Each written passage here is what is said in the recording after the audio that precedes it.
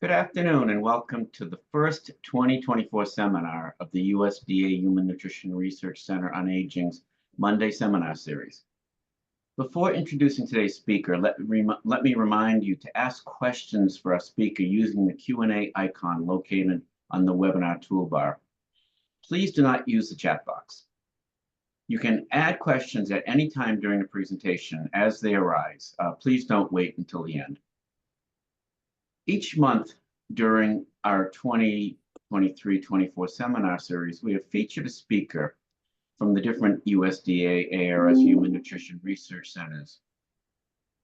Today, we feature one of our own scientists, Dr. Bruce Kristal, a senior research associate with Jean Maillet USDA Human Nutrition Research Center on Aging at Tufts University, and I believe our newest scientist here. So Dr. Kristal's research interests broadly relate to the goal of using biologic testing coupled with information on anthropometric factors such as adiposity phenotypes and lifestyle factors such as diet to evaluate an individual's potential for healthy aging versus their risk of developing age-related chronic diseases. Working with multiple collaborators, his laboratory approaches have centered on developing methods and workflows for analysis of small molecules as well as informatic approaches to best leverage the resulting data. The target of his research is to use the knowledge gained in such analyses to predict long-term disease risk in individuals that can be used for personalized monitoring and preventive interventions. Today, Dr. Kristal will discuss his research in a presentation titled Approaches Towards Personalizing Analysis of Omics Data, Risk Factors, and Treatments. And now let me turn the microphone over to Dr. Kristal. Thank you, and thank you for the opportunity to present this discussion. I'd like to start by noting that I do have potential conflicts of interest. When I'm talking about informatics during this talk, it relates to a technology that is in an active US patent application that is owned by Brigham and Women's. That's the technology itself, not the specifics. When I'm talking about metabolomics, or more directly lipidomics, we've licensed 10 patents, which are the core metabolomics, the core patents involved in Metabolon. I have IP agreements and non-public equity through Cornell Med. I have some from when I used to consult for them, although I no longer do. And I have post-sales royalties through Cornell Medical School, which again is also complete. If we start with a basic concept of you have a young organism, you have time, and you get acute disease, you get chronic disease, you get acute consequences, you get change and loss of function. And what you care about at some level is the time between these, what you might call health span. And we want to know why this varies. For example, one of many questions. We want to know what happens in the intervening time, what modifies it, what the mechanisms are, whatever questions you want. We want to know the relationships between chronic diseases and changes in loss and function, if there are any. We want to know the roles played by genetics, environment, lifestyle, things like sleep, chance, life events. And of course, we're interested in nutrition. So the question becomes, how do you study a complex biological clinical problem like this? How do we address such questions in humans where our ability to manipulate and analyze the system is limited? And how can we improve decisions and predictions? And how far down can we go? Can we do this at the level of a population? Can we do this at the level of subgroups? Self-identified males, self-identified Native Hawaiians? Can we do subgroups of subgroups, like self-identified male Native Hawaiians? Can we do subgroups of subgroups of subgroups, and so on? So here, groups of individuals who meet specific biochemical, social, or other criteria. And eventually, can we get to the level, or close to the level, of individuals? And I'll point out that these intervening areas, intervening layouts, are one of many layouts. You could think about this being put together in many different ways. What I want to talk about today are three approaches. What might be very familiar to most of you, top-down device, what's called divisive clustering, where you start with everybody in one group and you begin to split or stratify the groups. And I'll use lipidomic studies that we do in the multi-ethnic cohort as an example. We could talk about leveraging a targeted orthogonal split, where we're taking a temporal slice at a key targeted time of a key population. And I'll use a metabolomic study in ADNI with the Alzheimer's Disease Metabolomics Consortium as an example. And then we'll talk about I want to end with complementary tools for data analysis, in particular, an informatics method that we've developed, which gives us a novel approach to modeling and parsing subgroups.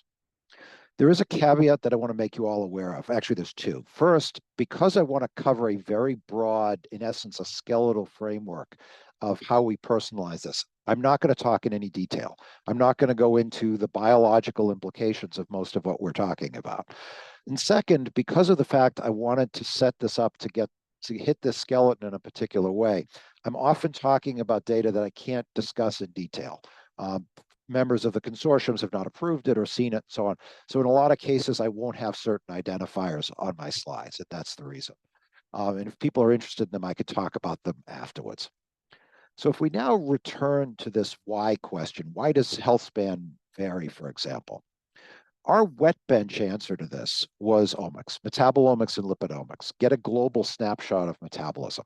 We argue that the targets must involve energy, anabolic and catabolic changes.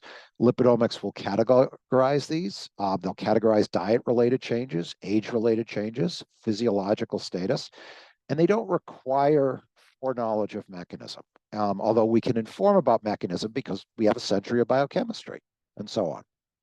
Our core platform is typically this triad of some biological model, analytical chemistry, and data analysis. As I said, I'm going to start with the multi-ethnic cohort, specifically the adiposity phenotype substudy. This was an NCI-funded PO1. The overall head was Loic Levachon. You have a group of project and core leads, including myself, and then other MEC collaborators. That's a very partial list. A greatly oversimplified scheme of this is that we wanted to link adiposity phenotype, the distribution of fat in a body, to cancer risk in a sex and ethnicity/race specific and or informative way. Broadly speaking, two phases: associate inputs with adiposity phenotypes and link it to cancer. So the cohort itself, about 215,000 people, 45 to 75, African and Latinos in LA, the California part of the cohort, and white, Japanese, native Hawaiian in Hawaii. The adiposity phenotype study was a sub-study, about 1,800 people, primarily 60 to 77 years old. We have DEXA and MRI. We have fasting bloods, clinical metrics, hormones, cytokines, metabolomics, questionnaires, genetics, stool, microbiome. And the population is basically stratified by BMI, so we get a broad distribution. And when we look at all this, one of the things is we really don't capture adiposity phenotype as well as we wanted to. So for example, metabolomics data, this was on a Cool-Array, which is an older platform, really didn't do any better than BMI itself, along with some basic like demographics. So I wrote an R01 to do lipidomics in the cohort. So it's basically the same exact study, except now with lipidomics instead of metabolomics. Jack, Rose, and Marina were the three analytical chemists in my group. Matt and Vasant were the two informatics people, and we directly worked with the MEC APS group, Loic, Lynn, and Gertrude, in addition to pretty much everybody else. So what are lipids? We're talking about fatty acids, glycerol lipids, glycerol phospholipids, sphingolipids, sterols primarily, and sacrolipids primarily in circulation. Polyketides are in the bacteria. We didn't work on those, and the prenols are primarily in mitochondria. So I'm not going to talk about those today. The basic workflow is samples through an LCMS platform. We run positive and negative ion modes so that we basically get a good spectrum of lipids. We get a database that involves about 450 lipids. We pass it through multiple bioinformatics platforms, depending on what we're trying to look at. And we may be interested in mechanistic insight, classification, prediction, functional genomics, and so on. If we now look at just one lipid class, we see that in one of those lipids, the Black or African American, and these are all women, by the way, I'm just showing one for the interest of time, just one sex. What you see is it's a greatly different group. But if you look at a very closely related lipid, now it's low in the Caucasians. And these are not trivial p-values. These are 10 to the minus 20, 10 to the minus 10. Here's one where two go down and the Japanese Americans are high. Here's one where the African Americans are extremely high. And here's a much more complicated pattern. So the key issue is here with the IDs, we can now dissect this and begin to chase this back through diet, through genetics. But you're looking at the importance of stratifying and getting to this sort of double subgroup. If you take a different lipid class, you see a similar picture. Again, we're talking about p-values 10 to the minus 16, 10 to the minus 19th, where here you're getting it very low, here you're getting it high, and here you're getting it much higher as you go through changes in the carbon and double bond composition of that lipid class. Here's a class where you have only 2 carbon difference, okay? And that difference is sufficient for, in one case, the Caucasians to be extremely low, and in the other case, the Latinos to be extremely high. And here's a final class. Oh, in this case, I left the fatty acid labels up. And you could see again, even though these are relatively related, they're clearly different by diet, you can begin to chase them. And again, you're talking p-values 10 to the minus 25, 10 to the minus 30th.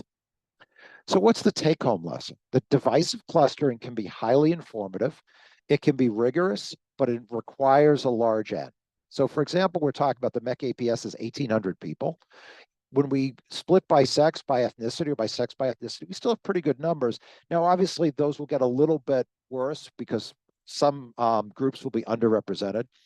But you can look at an R value at a p.05 of around 0.15, which means you can capture something that explains 1% variance. Now, we have to consider multiple comparison corrections, but there's a key point here that by using these clean natural cut points, we get very strong stratification. So what happens if we now move from those kinds of cut points to a targeted cut point like a disease? So I want to switch now and talk about metabolic resistance in Alzheimer's disease and modifiable factors, particularly bile acid metabolism. This is done as part of the Alzheimer's Disease Metabolomics Consortium. Inherently, it's related to the Alzheimer's Gut Microbiome Project, and the clinical trial that we look at is the Alzheimer's Disease Neuroimaging Initiative. This is work Matt and I, in conjunction primarily with Wei Jia's group and the rest of the larger groups at Duke, Helmholtz, and Hong Kong. Again, this is the gut microbiome. You see that's a fairly large consortium. The Alzheimer's Disease Metabolomics Consortium is extremely large. It's spread out internationally. The key issue to begin with is we are looking at Alzheimer's Disease Neuroimaging Initiative, ADNI 1, Go 2. It's 3 phases of that trial.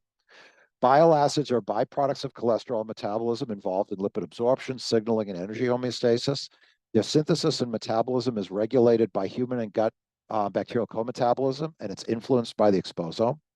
The ADMC studies previously at a population level had illustrated a correlation between altered bile acid profiles, cognitive and brain imaging changes in MCI and AD, but we needed more information to determine if these are causal in subpopulations and if their modulation can impact disease course. Just to very briefly walk you through some of the previous data, SIA had shown human and human microbe co-metabolism was altered in AD. You see a decrease in the primary bile acids relative to the secondary bile acids.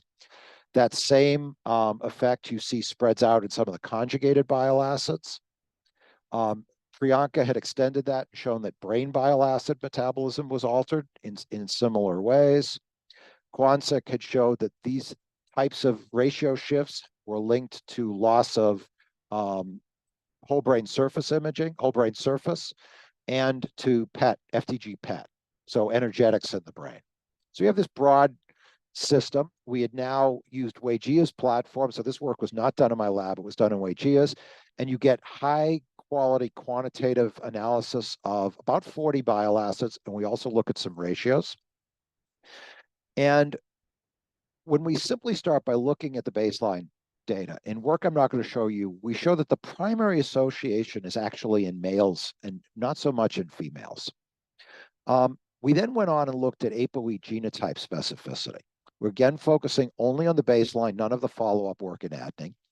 And what we do is we take 2 bile acids and we put them in a linear model. And we say, what's the AUC that comes out of this model if we go through all possible 2-way combinations of bile acids and their ratios? And what you see in the ApoE4 positive is you get something that looks like a fairly classical Gaussian curve with an exponentially modified decay. And this would be similar to what you would expect, for example, of weight in human beings. On the other hand, in the ApoE4 minus population, we get a very different curve. And that's telling you that the ApoE genotype and the bile acid predictions are not independent. If we now look at primary to secondary ratios, which are similar to what Sia was studying before, we see that these are much stronger. This is basically the percentage of those possibilities that had p-values less than 1 in 1,000. You see that this effect is much stronger in the ApoE4 population than the ApoE4 minus population. On the other hand, if we look at bile acids whose core underlying physiology is microbiome related, we see that this is much higher in the ApoE4 minus population. And if we look at the other arm of the pathway from the classical to what's called the acidic or alternative pathway, we see that's also overrepresented in the ApoE4 minus population. So we see that there's evidence that the ApoE genotype and the bile acid predictions are not independent. The relationship between bile acids and the trajectory from cognitively normal to AD is likely not independent of the ApoE4 genotype. So now we're going to switch, and I'll come back to this in a minute, but I want to now look at 24 months. So we're looking at people who are baseline MCI, and we're asking whether or not they have Alzheimer's at 24 months. So we're looking at people with incident dementia. And we're focused on the MCI to dementia in the ApoE4 plus minus and the ApoE4 minus minus. This is what that curve looks like. Cholic acid is on the x-axis. And as you read right to left, so backwards, you're looking at lowering, reducing levels of the primary bile acids. And what you see is a clear threshold. When you look at that threshold, you're defining a resilient phenotype, and you are looking at a relative risk of about 7. If you do the same analysis in the ApoE4, it kind of looks like there might be 2 thresholds, okay, but you are looking at relative risks of between 2 and 5. And so what this is telling you is that by using this time slicing to begin to personalize this analysis, you are looking at relative risks of 5 to 7 in a population where the relative risk of ApoE4 itself is only about 2. So this is helping you make a purer population to think about. So we've identified a sex, ApoE genotype, and temporal aspects that underlie the previous observations. We've used this data to establish a marker that characterizes resilience, even in high-risk MCI subgroups. We've identified a resilience class. And critically, for what we're talking about here, we've provided a roadmap that we can use to stratify subjects and target therapies. In other words, we've created a gateway to personalized risk prediction, diagnostics, and therapeutics. And what you're looking at is you start with this single unified all-inclusive model of ADNI. Okay, should say black box model of underlying math. And we've simply allowed the data to speak. Okay, we sex stratify, it tells us to focus one particular way, and then we either ApoE stratify or temporally stratify. In the temporal stratification, we benefit from the large base numbers to get a really clean population, and again, multiple stratifications. And in the ApoE, it's very similar to what we saw in the past, where we identify a critical natural split. The key take-home message is that this is a variant of what I talked about with the MEC data, and it shows you just how important it is to identify the right questions and the right splits. So what this is telling you is that targeting specific high-interest events, or it could be high-interest subgroups, can identify individuals with important phenotypes for further study. Now, of course, there's a clear risk for overfitting due to the non-independent design. So we have to keep that in mind. But the keys here are identifying those key natural splits, starting with a large N, and recognizing the question specificity. So now I want to go to the third part, and I want to return to this question about why. What does this mean? Okay, or how do we deal with this? So how can we improve decisions or predictions? Can we get more data, different data, new ways of thinking about data, new models? One of the problems you run into immediately in this situation is data mismatch. If we want to, for example, use caloric restriction as a nutritional model, and we want to use metabolomics as our primary input, if we want to add clinical variables, I mean, it's like we'd like to be biased and say, well, metabolomics is everything or lipidomics is everything. But if we're more realistic, then maybe clinical variables are important. But we're typically talking about only very small changes in tens of variables.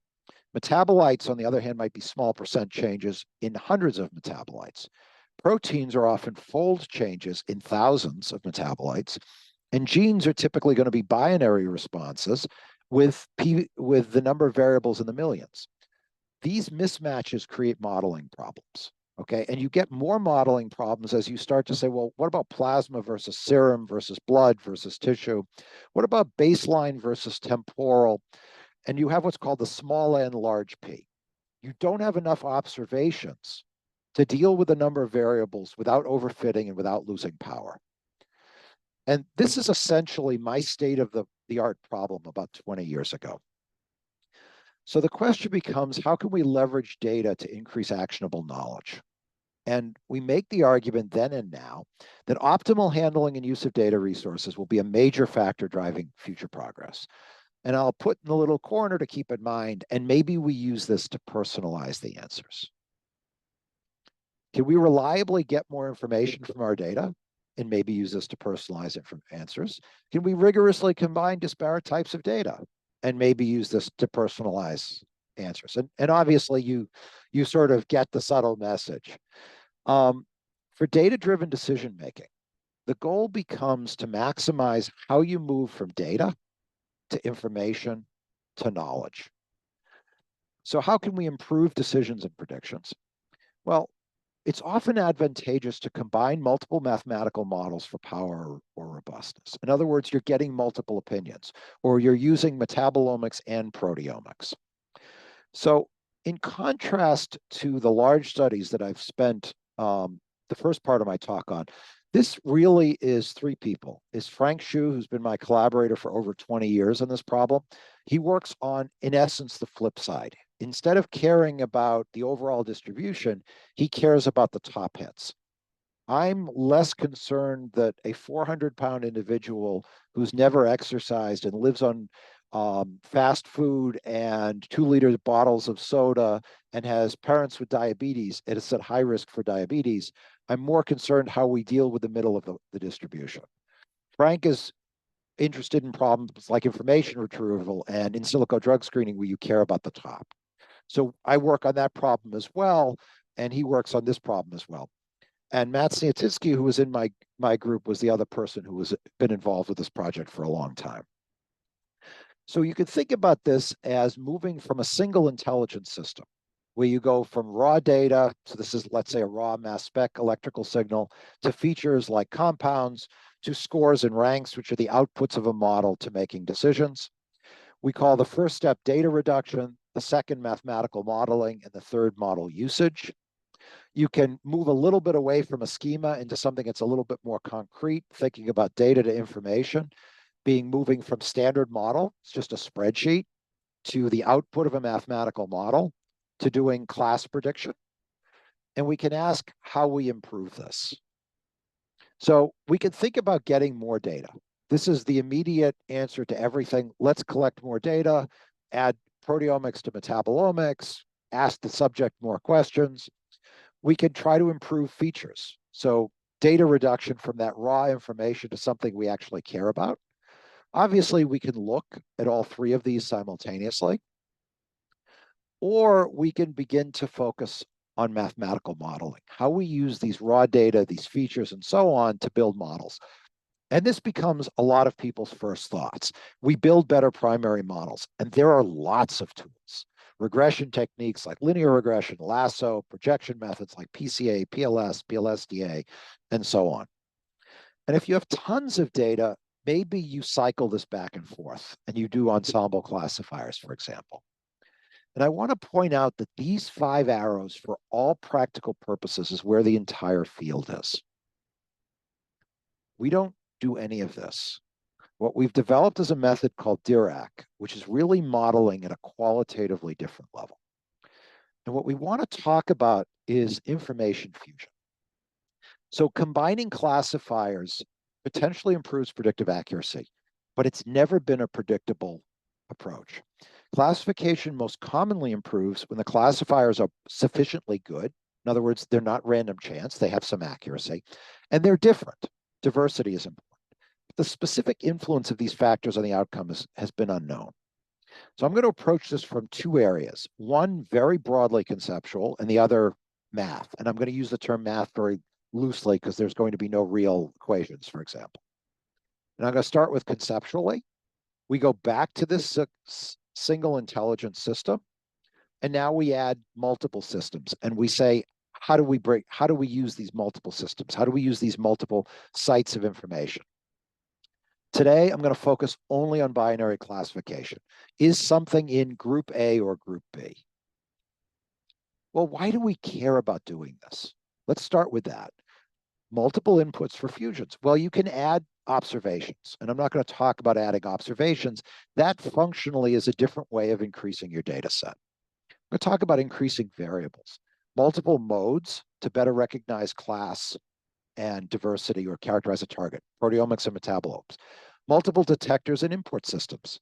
Okay, so that's, for example, using 4 different mass specs or using 2 different modes on a mass spec to broaden within that area.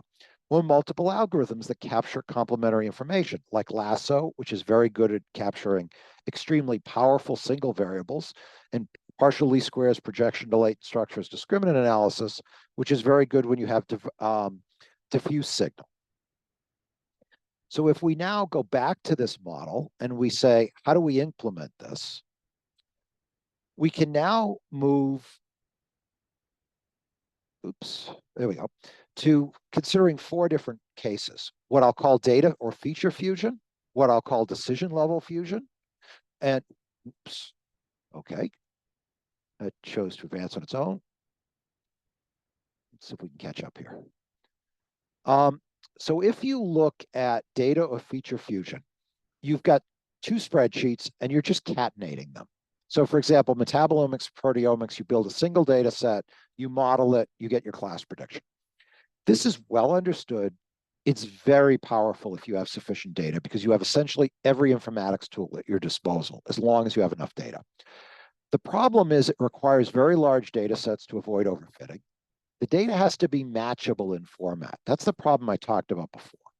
Smaller, more powerful data sets could be swamped. So consider 5 million gene signals like SNPs and 10 clinical variables. And you can't optimize the algorithm on one domain. So certain types of algorithm will play well only with one type of data. And you can't deal with that if you're doing all your fusion up here. So now an alternative possibility.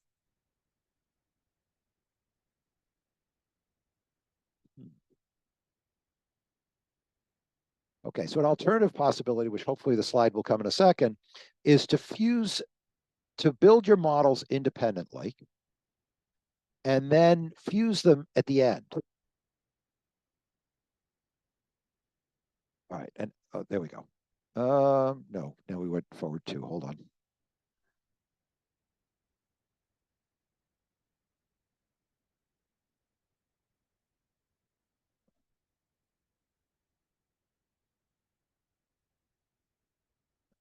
Okay, so this is decision level fusion or voting. What you're doing here is you take your 2 data sets and you keep them separate.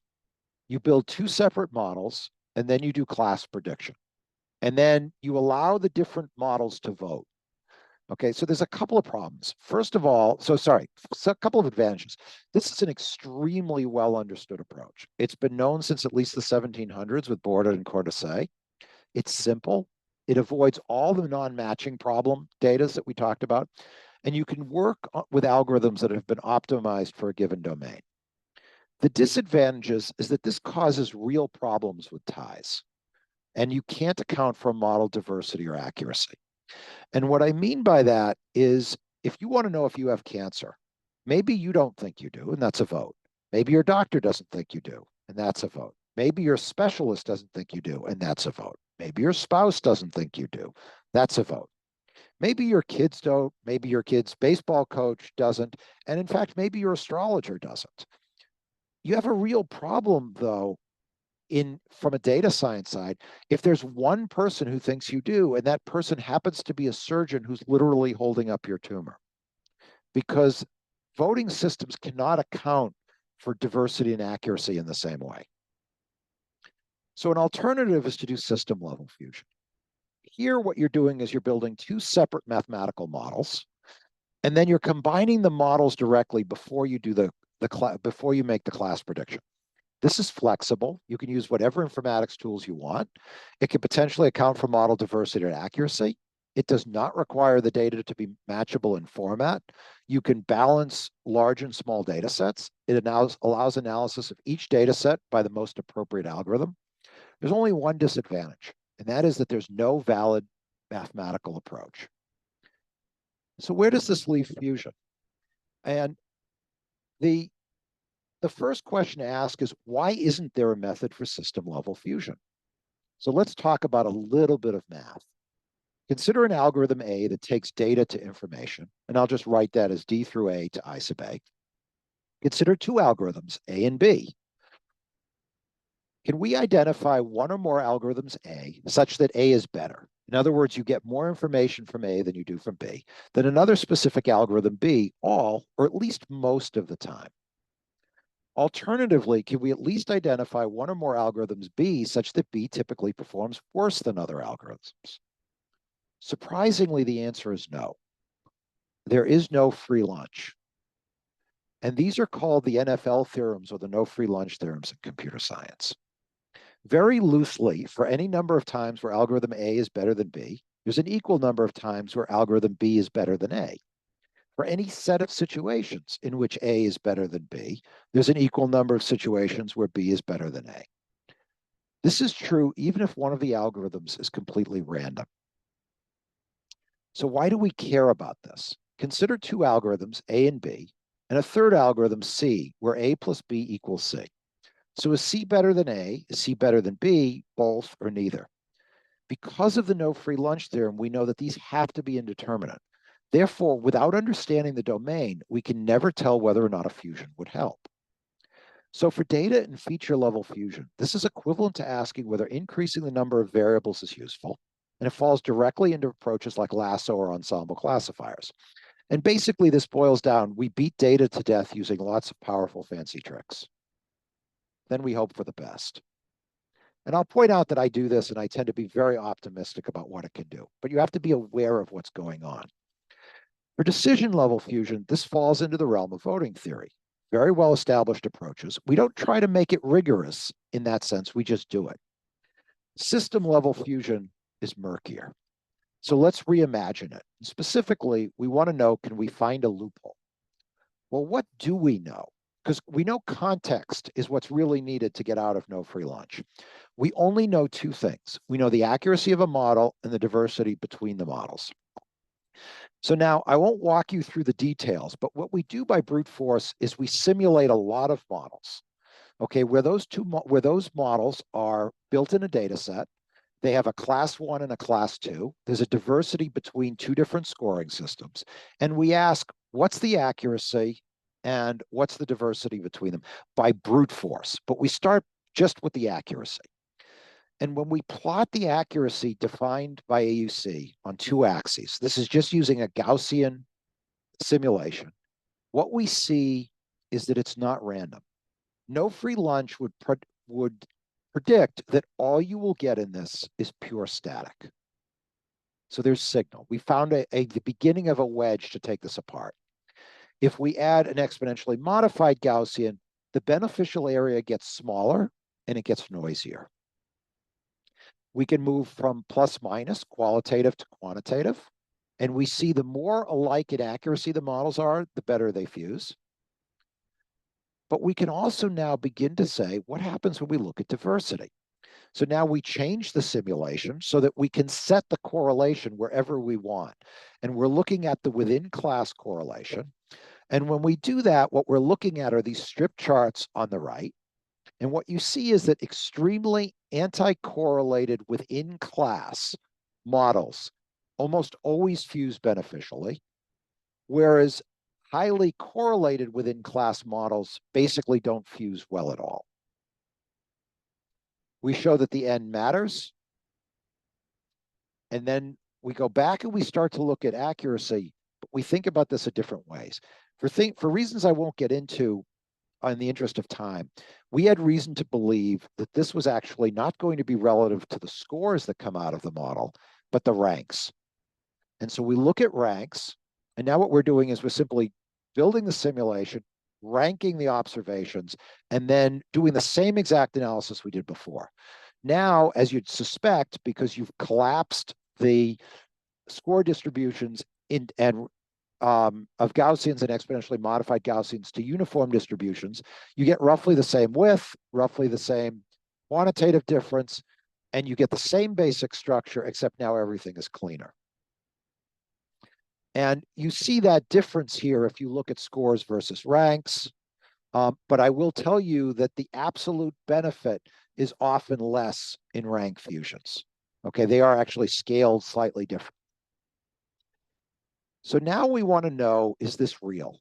Okay, we've done this all by brute force simulation. So now we do the brute force simulation and we draw the lines using low-S, which is just a regression technique.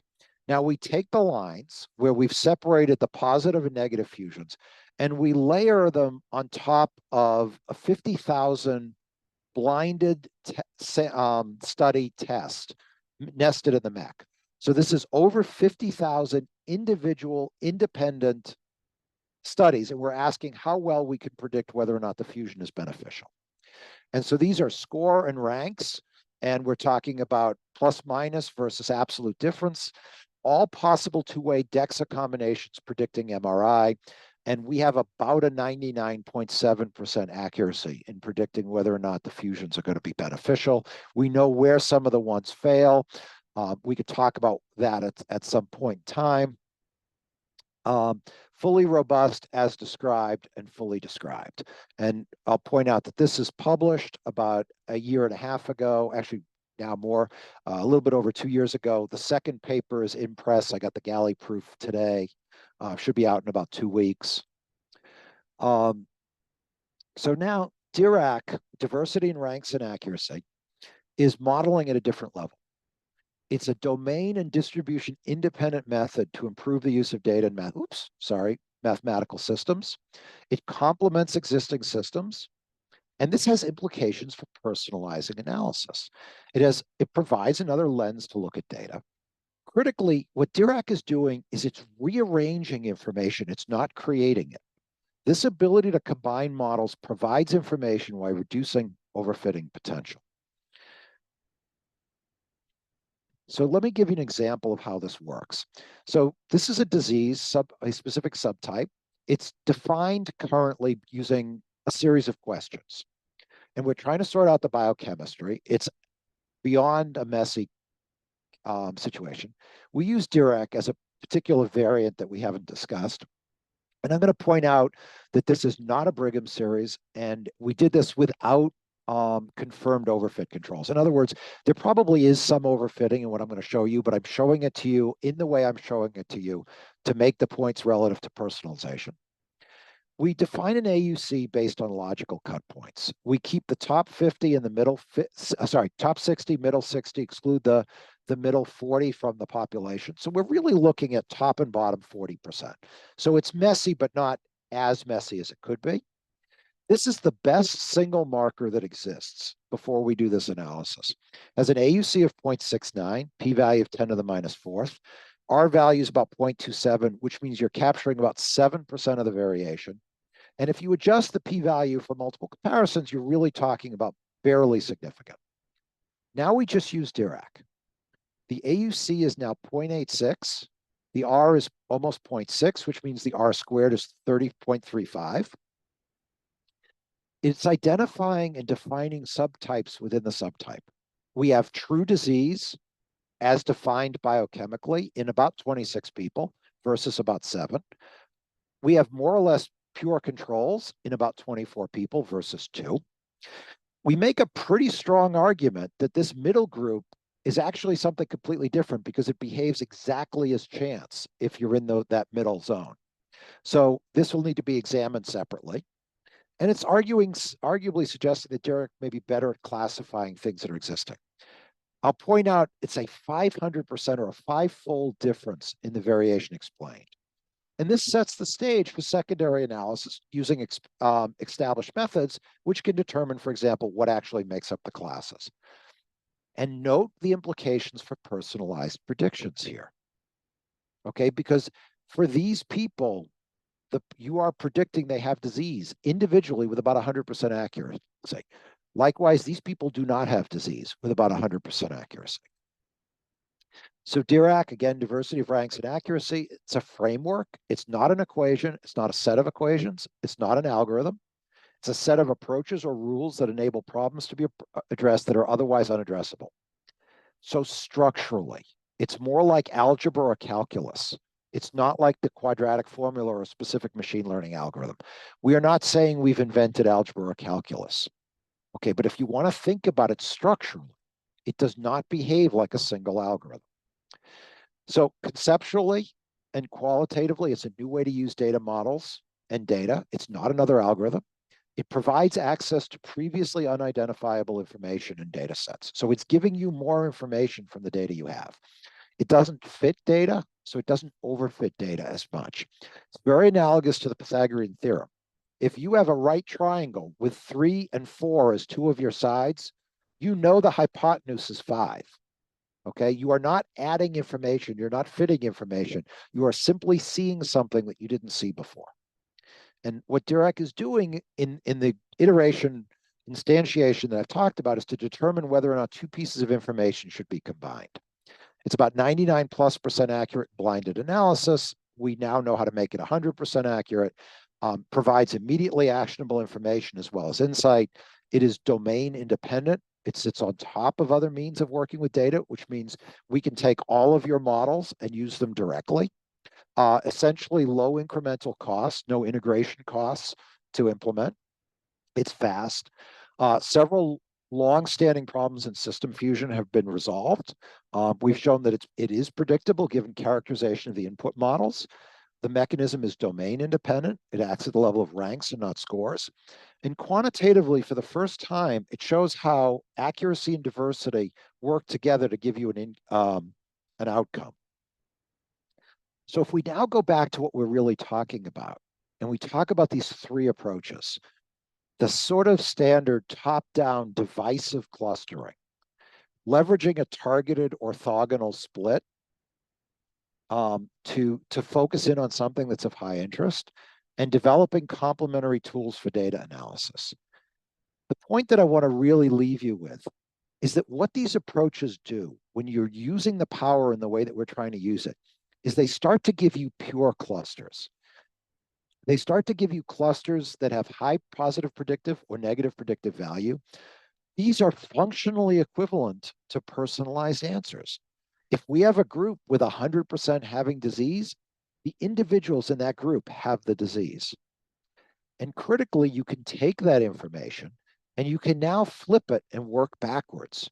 You can use it to seed agglomerative clusters, where you now begin to say, okay, I have this group that all have disease.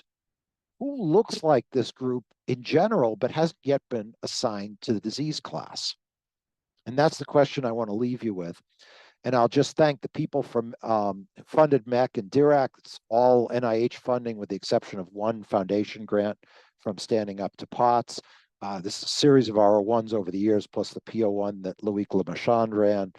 And then for the bile acid work, that's all through ADMC, and that's 8+ grants and multiple PIs. And I will thank you, and I will take any questions. Thank you very much, Bruce. It's a lot to digest. I don't see any questions. Oh, here comes the first question. Okay, all right, so first question is from Jean Dong Wang, and he says, as you mentioned, that omics data sets can have variable data distribution or data types and differ in the number of features. Is it still possible for us to address the heterogeneity problem? If any of our models, example, algorithm, is poorly developed, can this cause more harm than good for decision or prediction? Are you talking about using an individual model individually, or are you talking about within the DIRAC framework? Because those are different, those are completely different questions. I'll wait for Jean-Dong to respond. In the meantime, there's a second question, and maybe we can come back to Jean-Dong's question. So, Otherwise, I'll just answer it. Go ahead with the second question, but oh no, otherwise, well you can answer both ways, I guess. Is it? so if you think about it from the individual algorithm standpoint, this is still garbage in, garbage out. Okay, if you have 1,000 variables, let's just make the number round for the sake of simplicity, and you could start to peel those away because you could say, well, these don't have good analytical quality. These have a lot of missing data that we think is due to analytical fallout. These are ones that simply are randomly distributed in whatever our area of interest is. You can eventually get to smaller and smaller and cleaner data sets. And the key there is just using everything you know about modeling. It's overfitting controls. It's dealing with things like permutation testing.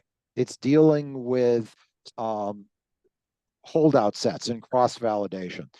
And the key is to get rid of as many variables as you can before you start to model. Because once you start to model, you have to take those into account when you think about overfitting.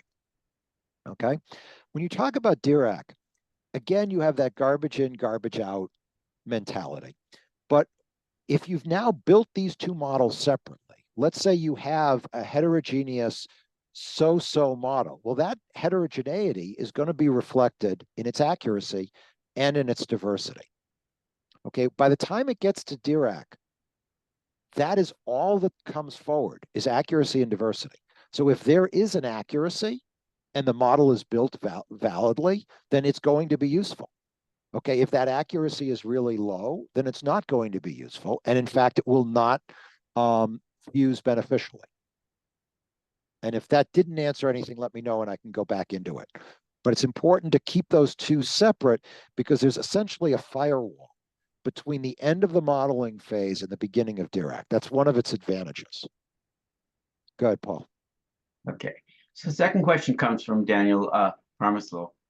And the question is, in your discussion of voting approaches, if you add Bayesian priors to weight the quality of the votes, would that overcome some of the challenges you discussed? It doesn't so much overcome them as what it does is shift them, in the sense that you are now saying you trust those particular tools or approaches in a certain way.